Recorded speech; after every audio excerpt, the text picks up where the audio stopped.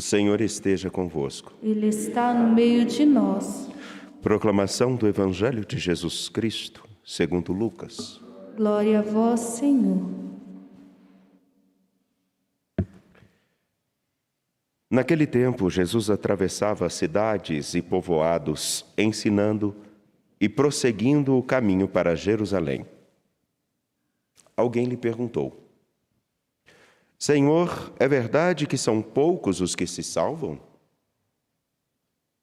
Jesus respondeu: Fazei todo o esforço possível para entrar pela porta estreita, porque eu vos digo que muitos tentarão entrar e não conseguirão. Uma vez que o dono da casa se levantar e fechar a porta, vós, do lado de fora, começareis a bater, dizendo: Senhor, abre-nos a porta. Ele responderá: Não sei de onde sois. Então começareis a dizer: Nós comemos e bebemos diante de ti, e tu ensinaste em nossas praças. Ele, porém, responderá: Não sei de onde sois. Afastai-vos de mim, todos vós que praticais a injustiça. Ali haverá choro e ranger de dentes, quando virdes Abraão, Isaque e Jacó, junto com todos os profetas no reino de Deus, e vós, porém, sendo lançados fora. Virão homens do Oriente, do Ocidente, do Norte e do Sul, e tomarão lugar à mesa do reino de Deus. E assim, há últimos que serão primeiros, e primeiros que serão últimos. Palavra da salvação. Glória a vós, Senhor. Por favor, podem se sentar. Sejam todos muito bem-vindos. Hoje, em especial, nós saudamos ao nosso novo bispo auxiliar de Belo Horizonte, Monsenhor Joel Maria, que foi nomeado esta manhã. Rendemos graças e pedimos a Deus que seja fortalecido para que o seu ministério seja fecundo no serviço à Igreja, no serviço em Cristo a todos. A pergunta que nós temos no Evangelho de hoje, numa nova sequência de páginas e num novo horizonte da narrativa do Evangelho de Lucas, ela é muito objetiva, muito simples e objetiva. E por que eu falo uma nova sequência? Porque abre um novo itinerário. É como se nós chegássemos até a porta do santuário aqui de Nossa Senhora da Piedade e tivéssemos a seguinte descrição: antes de subirmos até o alto do santuário, nós vamos passar pelo Retiro da Piedade. É dar exatamente um horizonte a qual nós temos que alcançar. Jesus caminha para Jerusalém e no seu caminhar, ele escuta essa pergunta: é verdade que são poucos os que se salvam? É uma pergunta objetiva. Basta dizer sim ou não. Não tem muito mistério. Porém, essa pergunta, ela tem também um cunho de reforçar ou não uma ideia que nós temos. Se são poucos, quem serão aqueles que receberiam a salvação? E conforme sendo poucos, nós já começamos a delimitar muito bem quem seria digno disso. Quem seria digno da salvação? Talvez até alguns teriam o direito de pensar: somos nós que estamos caminhando com ele desde lá atrás.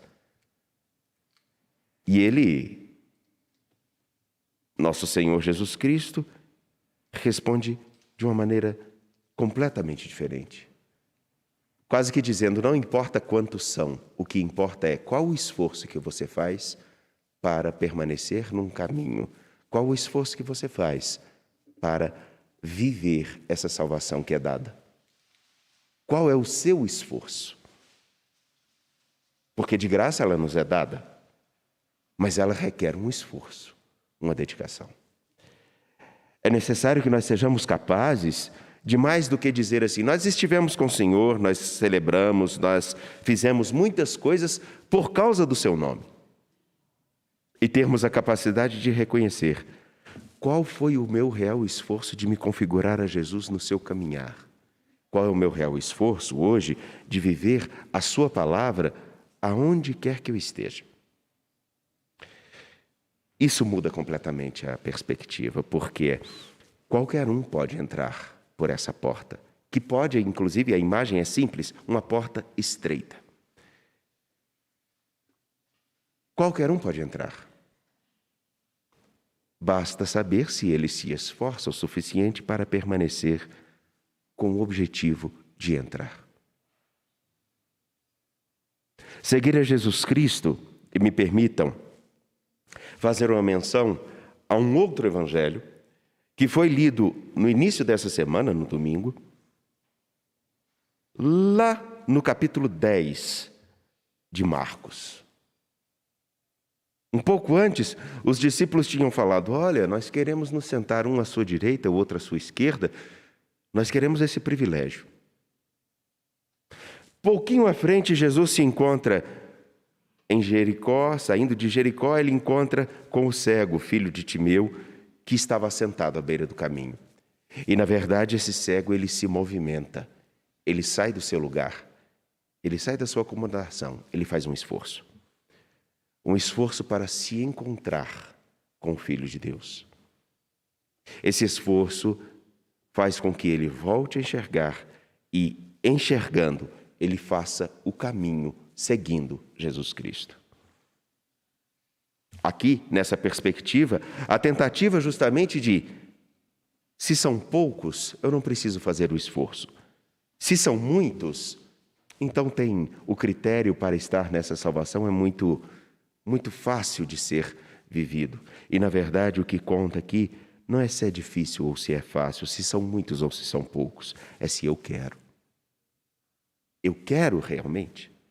Essa é a grande diferença. Nós somos capazes de fazer esforços imensos para mobilizar pessoas, para fazermos passeatas, em todos os sentidos, de todos os cunhos, de todas as perspectivas ideológicas ou partidárias, mas pouco esforço fazemos para sermos o homem e a mulher que realmente seria condizente com o Evangelho. Fazemos muito esforço, inclusive me lembro, quando ainda jovem, nós fazíamos esforço de vigílias. Passávamos noite inteira acordados e depois o dia inteiro trabalhando em prol da nossa comunidade.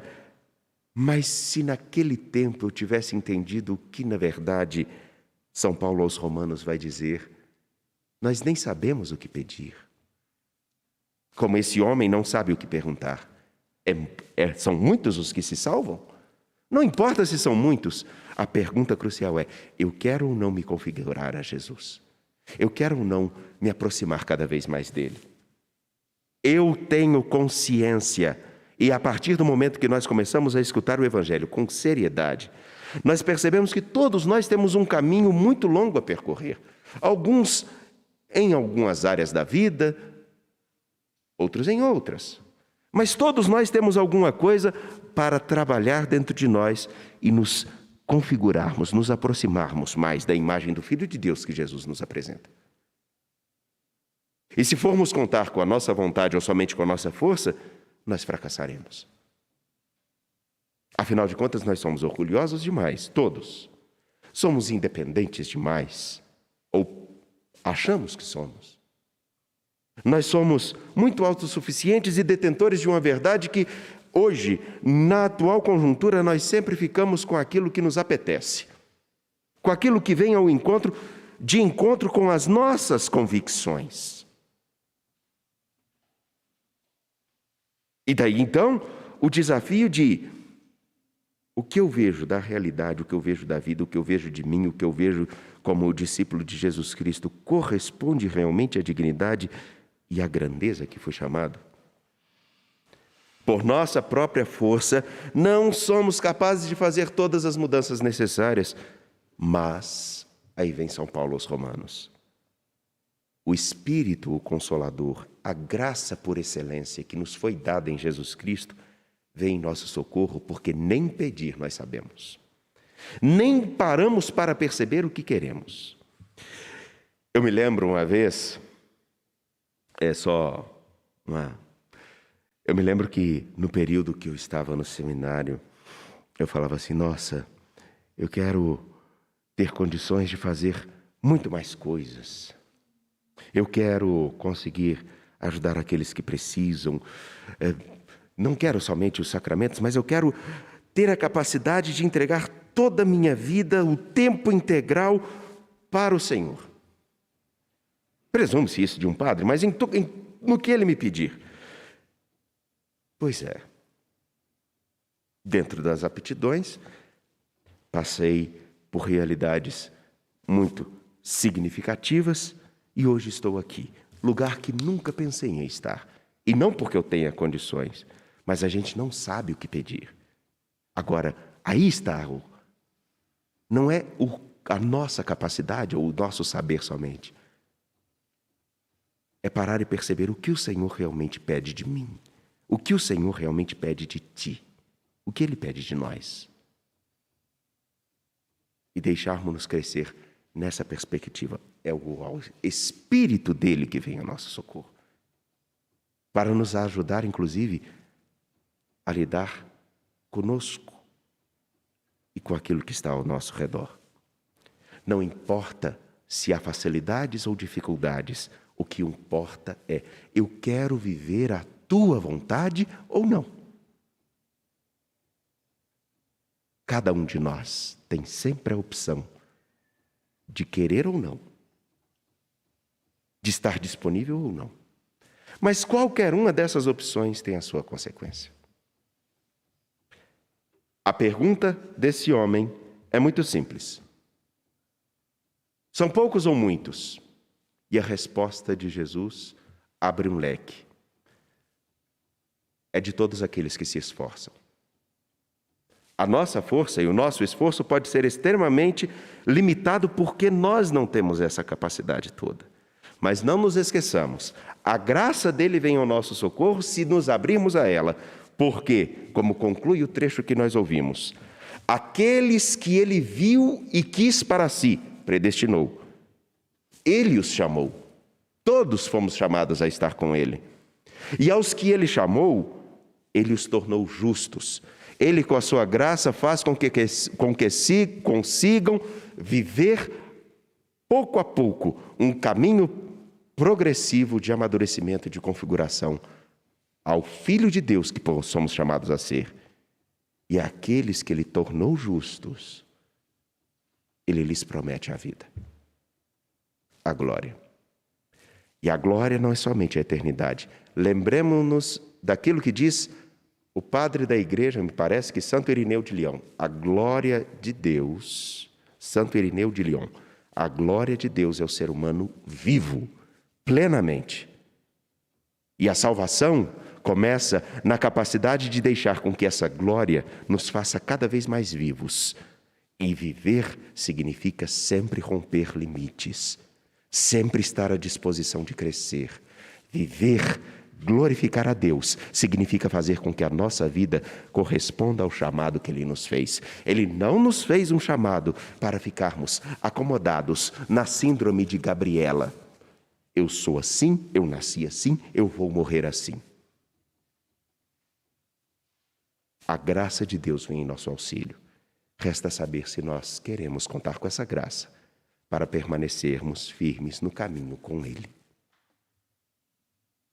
Por isso, sabendo que a sua graça e o seu auxílio não são falhos, convido a todos a de pé a apresentarmos nossas preces.